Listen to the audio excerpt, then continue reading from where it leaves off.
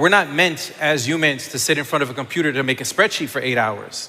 Let the AI do that and let us go back to doing the things that are more human intended and appropriate tasks for humans. So I made an AI named C.L.A.R.A, and she does talks with me on stage, and we do sessions where we get to ask her questions. And one of the things that we learned from C.L.A.R.A, she told us AI is gonna take away the things that you weren't meant to do anyway, right? We're not meant as humans to sit in front of a computer to make a spreadsheet for 8 hours.